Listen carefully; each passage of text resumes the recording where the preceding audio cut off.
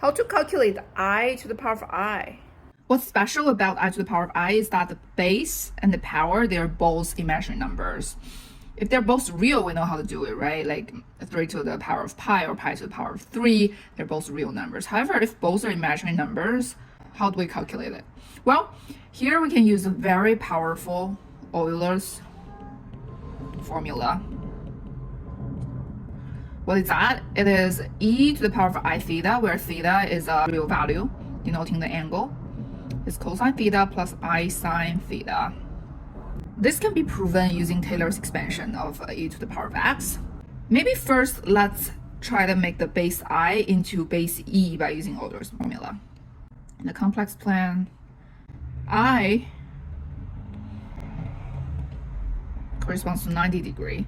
So theta, so with theta equals to 90 degree, we know that e to the pi over 2i equals to cosine pi over 2 plus I sine pi over 2, where cosine pi over 2 is 0 plus I times 1, which is I. So we successfully represent I by an e base number. Now let's substitute this into the base. So I to the power of I would be e to the power of pi over 2i to the power of I, which will be e to the pi over 2i squared, which is e to the negative pi over 2. So you see, it's a real number. So the image of I to the power of I actually is some real number on the real line. So you think you're done? Actually, no. There's something very interesting about complex number. Trigonometric functions are periodic, so there's not just this one way to represent I as e to the power of pi over 2i. There are infinitely many other ways. It can actually be represented as e to the pi over 2 plus 2k pi I, where k can be 0, plus minus 1, plus minus 2, all the integers.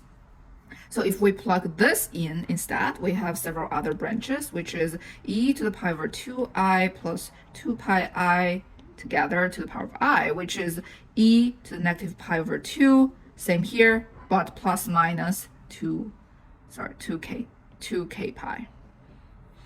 So these are all real numbers. However, there are infinitely many of them because k can be all the integers. So the image all lies on the real plane as usual. However, there are infinitely many discrete points. These are all the other branches. However, people mostly care about the principal value, which is this e to the negative pi over 2, where I is represented as e to the pi over 2i. We call it principal value.